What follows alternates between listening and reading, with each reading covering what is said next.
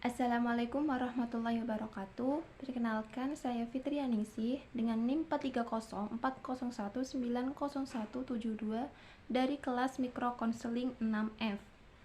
Nah, di sini saya akan memaparkan materi mikro konseling mengenai teknik memfasilitasi dan mengambil inisiatif dalam konseling. Nah, yang pertama ada teknik memfasilitasi. Di sini ada pengertian dan sikap dalam memfasilitasi. Jadi, fasilitasi itu berasal dari kata fasil yang berarti memudahkan. Teknik fasilitasi itu adalah cara untuk membuat mudah suatu proses dalam konseling. Sedangkan facilitating itu adalah suatu teknik membuka komunikasi agar klien bisa dengan mudah berbicara dengan konselor dan menyatakan perasaan, pikiran, serta pengalamannya secara bebas.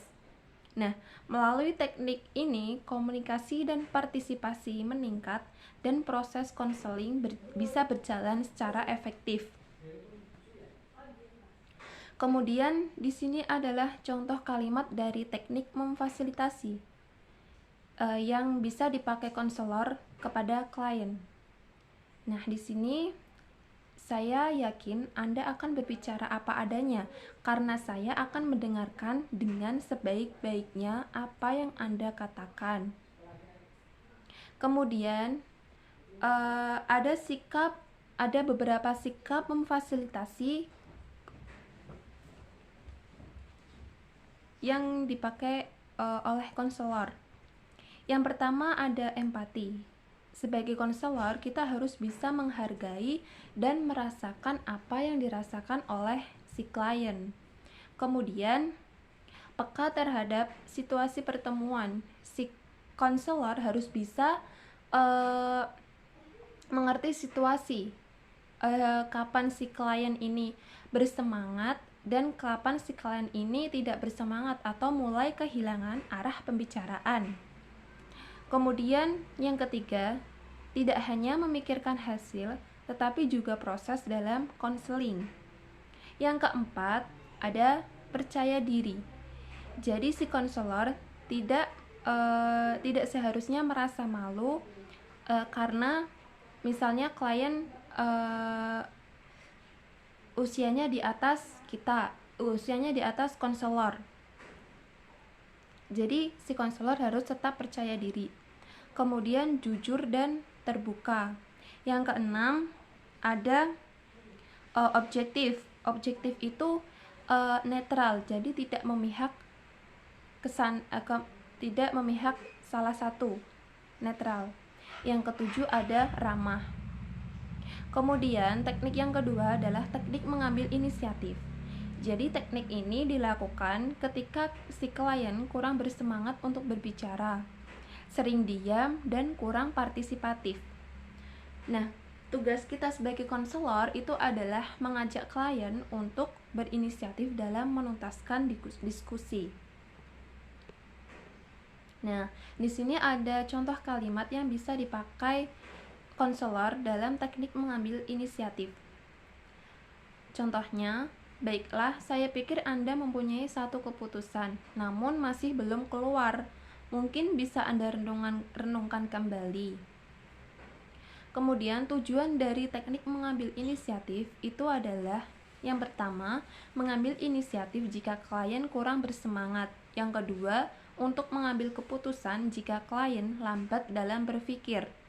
Yang ketiga, untuk meluruskan jika klien kehilangan arah pembicaraan. Nah, mungkin itu saja pemaparan materi dari teknik memfasilitasi dan mengambil inisiatif dalam konseling. Nah, untuk lebih lengkapnya, lebih detailnya, kita bisa lihat video praktek konseling setelah ini.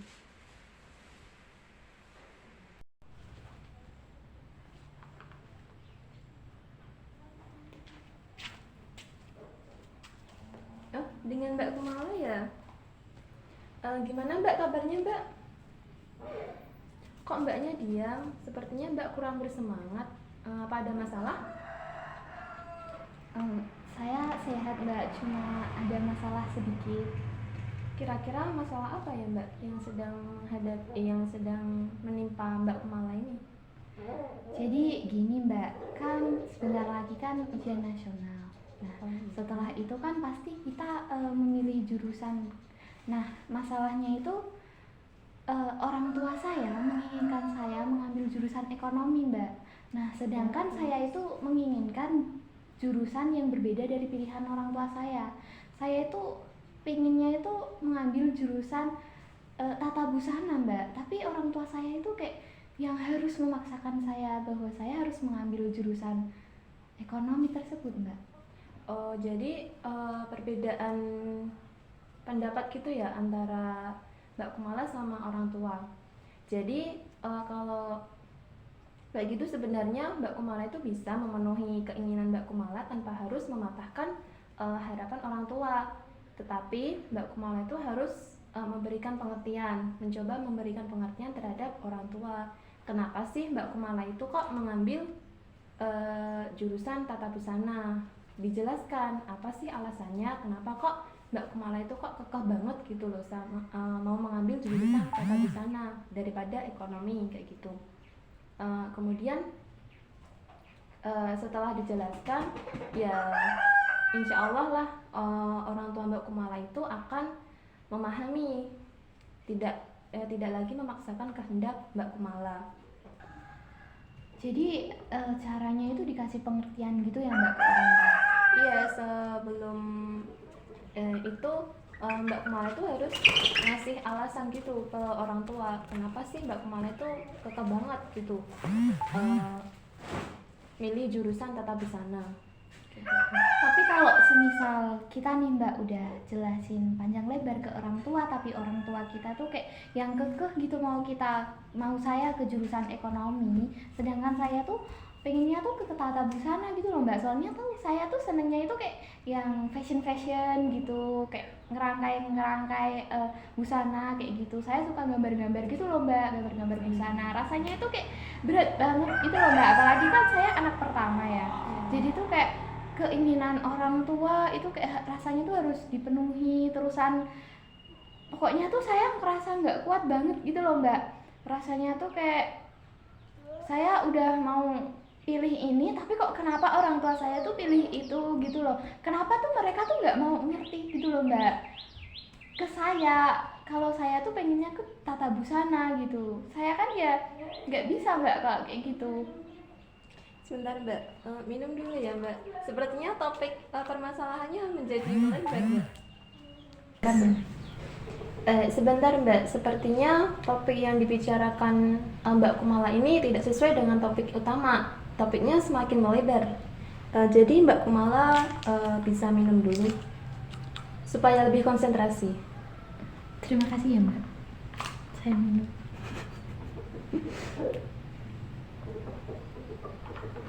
Jadi intinya Mbak Kumala itu sebenarnya itu sudah bisa memutuskan, tetapi belum keluar, belum ada, belum bisa diterapkan kayak gitu. Kalau menurut saya itu lebih baik Mbak Kumala itu menuruti keinginan Mbak Kumala, karena yang menjalani itu kan Mbak Kumala kayak gitu. Orang tua itu hanya bisa mendukung dan mensupport.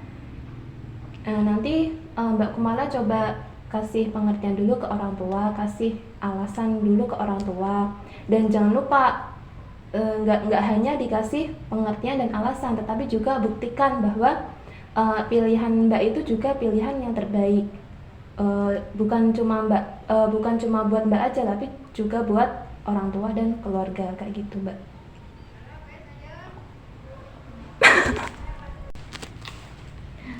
Oh, jadi caranya seperti itu ya Mbak.